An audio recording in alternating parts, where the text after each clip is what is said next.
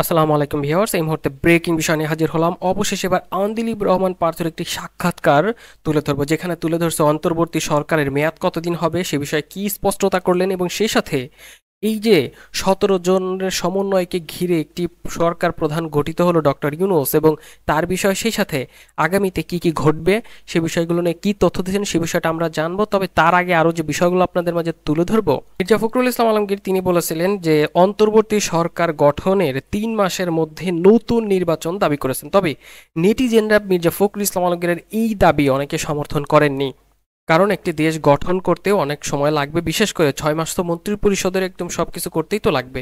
3 মাসের মধ্যে কতটুক গ্রহণযোগ্য একটি নির্বাচন দেওয়া যায় সেটাই কিন্তু এখন ভাববার বিষয়। তারপরেও এখন দেখা যাক, মির্জা ফখরুল ইসলাম আলমগীর এই কথা বলেছেন, এবং যখন আজকে এই শপথ গ্রহণ অনুষ্ঠান হলো, ডক্টর ইউনূস তিনি শপথ গ্রহণ করেছেন। এই অন্তর্বর্তীকালীন সরকারে কারা কারা আছেন? মোট 17 জনকে নিয়ে ডক্টর মোহাম্মদ ইউনূস প্রধান উপদেষ্টা, বাকি 16 জন তার সাথে আছেন। এবং এই 16 জন কারা সে বিষয়টা নিয়ে এক্সক্লুসিভ তথ্য তুলে ধরবো। তবে তার আগে আমরা দেখবো আন্দিলিব রহমান পার্থ তিনি যে সাক্ষাৎকার দিচ্ছেন সেখানে কি কি বিষয় তুলে ধরলেন। এরপর আমরা 17 জন উপদেষ্টা যারা আছেন, প্রধান উপদেষ্টা তো ডক্টর মোহাম্মদ ইউনূস, এবং বাকি কারা কারা আছেন, এখানে 4 জন মহিলা উপদেষ্টা হয়েছেন, তারা কারা, এবং সমন্বয়কের মধ্যেও আছেন 2 জন।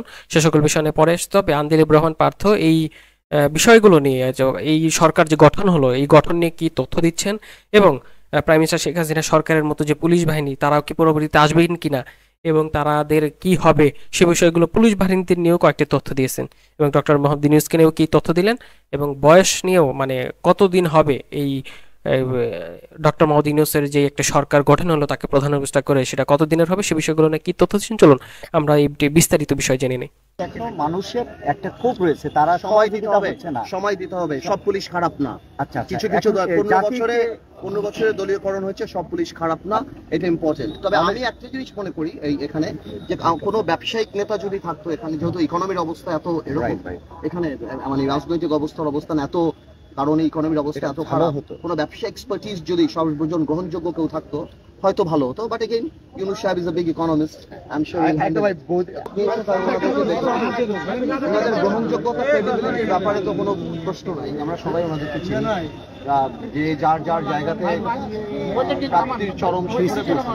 কিন্তু কিছু প্রশ্ন থাকে যে ওনারা কতদিন থাকবেন, এবং রাষ্ট্র মেরামতের কি কি কাজ ওনারা হাতে নেবেন, বা কোন কোন কাজটা আগামীতে গণতান্ত্রিক সরকারের জন্য রেখে দিবেন, সেই ব্যাপারগুলি তো পরিষ্কার না। সেই ব্যাপারগুলি পরিষ্কার না হওয়া পর্যন্ত তো আসলে আর কিছু বলতে পারছি। প্রথমে একটা বিষয়, এই যে সরকারের কাছে প্রত্যাশা কি চ্যালেঞ্জ, আমি তো সেটাই বললাম, সামনে উনি কতদিন থাকবেন সেটার উপর নির্ভর করে সরকার কতদিন থাকবে। আপনার প্রত্যাশাটা কিরকম এই যে হলো, এটা নিয়ে মোটামুটি? না, অবশ্যই আমরা তো যেই সরকার আমরা দেখে এসেছি সেই তুলনায় তো অবশ্যই এটা তো অনেক বড় একটা প্রাপ্তির জায়গা আমাদের, এবং আমরা চাই রাষ্ট্র মেরামত হোক, ভালোভাবে হোক।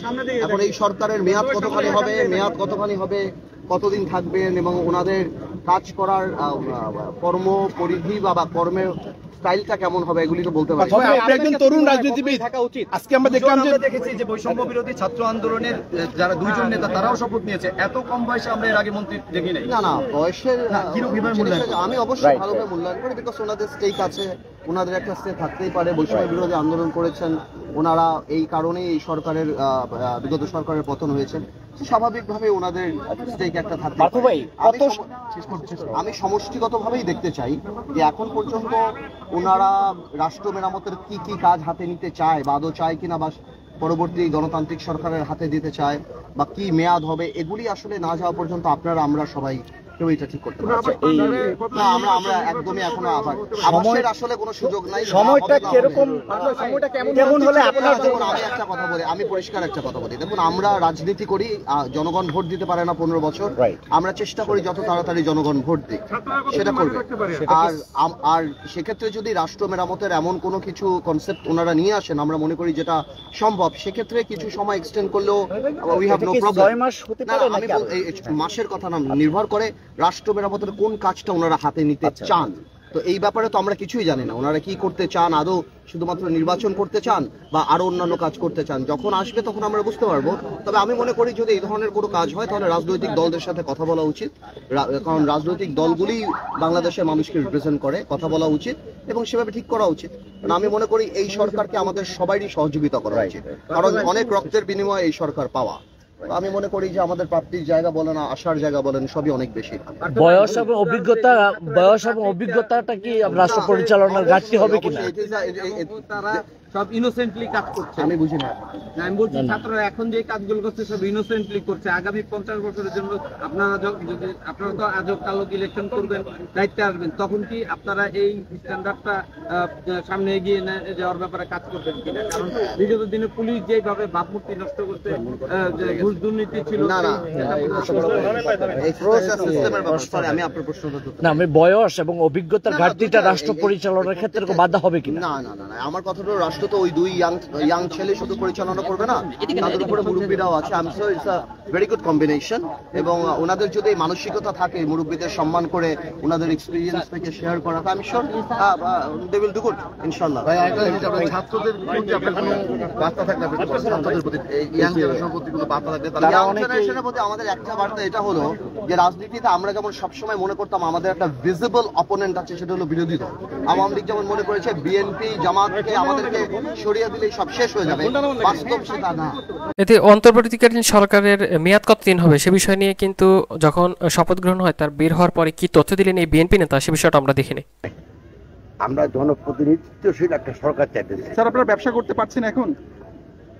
এখন তো ব্যবসা করা খুবই মুশকিল, এটা তো চতুর্মুখী সমস্যার ভিতরে আছে ব্যবসায়ী সমাজ। তো সেটা আমি আশা করি ওরা দ্রুত চেষ্টা করবে। কতদিনের মধ্যে নির্বাচন দেওয়ার কথা হয়েছে? অন্তর্বর্তীকালীন সরকারের সময়সীমা আপনারা কতটুকু বলেছেন? কতদিনের ভিতরে এই সমস্যাতে আমি এখন যাব না। নতুন সরকারের কাছে প্রত্যাশা এবং চ্যালেঞ্জ কি? আমার কথা হলো আমরা একটা প্রাথমিক ধাপ অতিক্রম করছি, সেটা হলো সরকারের পদত্যাগ এবং একটা অন্তর্বর্তীকালীন সরকার, যে সরকার বাংলাদেশে গণতান্ত্রিক অধিকারগুলা লুণ্ঠিত আমাদের অধিকারগুলোকে ফেরত দিয়ে দিবে আমাদের কাছে। সেটা কি? সেটা হলো একটা অবাধ সুষ্ঠু গ্রহণযোগ্য নির্বাচনের মাধ্যমে বাংলাদেশে একটা জনপ্রতিনিধিত্বশীল সরকার গঠন করা। এই নতুন সরকারের কাছে প্রত্যাশা কি চ্যালেঞ্জ? বৈষম্য বিরোধী ছাত্র আন্দোলন যেটা হয়ে আসছে এটা আমাদের জন্য ভালো, বিকজ এটা একটা অ্যাকাউন্টেবিলিটি ক্রিয়েট করে। আমরা চলুন এবার আপনাদের মাঝে তুলে ধরি যে আসলে এই যে প্রধান উপদেষ্টা সহ আরো কারা কারা হলেন এই অন্তর্বর্তীকালীন সরকারের মুখ্যরা, তাদের নামগুলো আপনাদের মাঝে তুলে ধরি।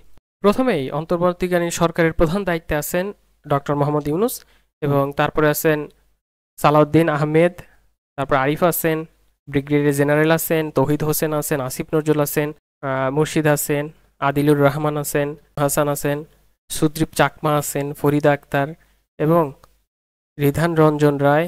খালিদ হাসান এনাকে কিন্তু সাজেস্ট করেছিলেন আমাদের শেখ আহমদুল্লাহ, তাকে সাজেস্ট করেছিলেন এবং তাকে দেয়া হয়েছে। এবং নূরজাহান বেগম, আজম, নাহিদুল ইসলাম, আমাদের যে সমন্বয়ক নাহিদ এবং আরিফ মাহমুদ। তো তাই এই মোট 17 জনকে নিয়ে গঠিত হয়েছে এই অন্তর্বর্তীকালীন সরকার। তো এখন দেখা যাক আপনারা কিভাবে দেশ তারা চালাতে পারে, আশা করি ভালো হবে।